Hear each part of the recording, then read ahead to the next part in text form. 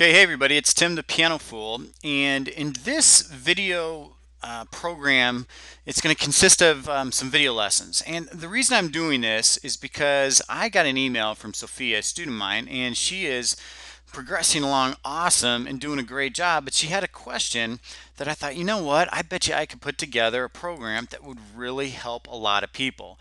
And so my goal with this is to put together something that adds a ton of value to you, maybe clears up some things, but then also gives me an idea. If it adds enough value to you guys, then I'll create a product around it and sell it. So, and it'll help a lot of people. But what she wanted to know was, how does she know how many times to hit the chord in between the chord changes? And what that got me thinking about is I've taught you guys a ton of great skills and how to break songs apart and everything, but I'm not sure if I've really put together the exact sequence that I go through and most people who play like me go through to find everything they need to learn a song that they want to learn. So I'm just going to take the song that Sophia wanted to learn called Sanctuary, and I've never played this song before. So it's really kind of a good way to just kind of go through it and see what happens, right? So the first step in this process is to find a chord chart, okay? So I'm going to type in Sanctuary. Nope. What I'm going to start with is chords, lyrics, then the name of the song, Sanctuary, and then the name of either the singer, it's usually the singer, or the band that is going to be most likely to be associated with that song, okay? So I type that in, I hit search, and here we go.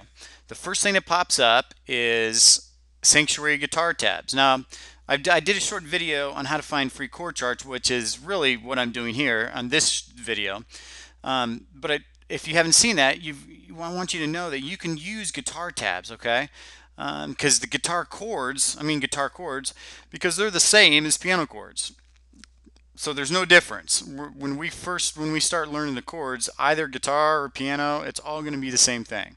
Okay, so that's what we want to find first before we start throwing anything else in there. So I'm going to just go ahead and click on this and see what happens.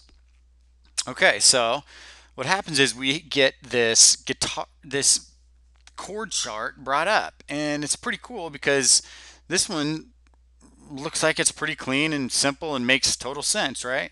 And the other really cool thing about this is this bar right here is what they call a transpose function.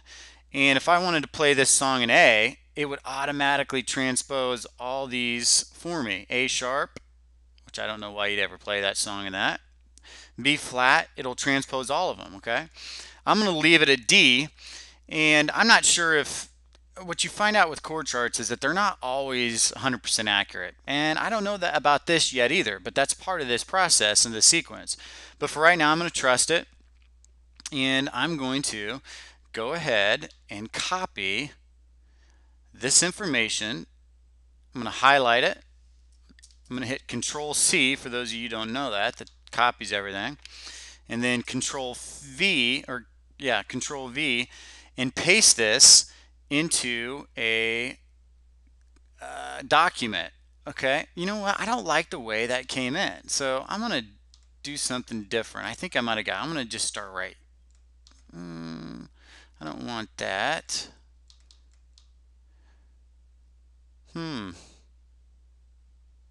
See, this is the fun stuff that you'll get to do.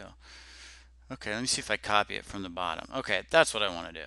Right there. I don't want to go up that high. Right there, okay? So I'm going to control copy that. I'm going to go over to my Word document. I'm going to get rid of all this. And then I'm going to paste this in. There, lots better. Okay, so now what I have is my chord chart in a Word document so that if I need to, I can edit it later or print it off, whatever I want to do. Okay? And there's lots of different places you can get chord charts, but I just picked the first one. And, you know, it seems like it's going to be okay. So that is the first step to this song sequence. And so go ahead and do that step and then go on to video number 2, and I'll see you in there for the next lesson. Okay, we'll talk to you then.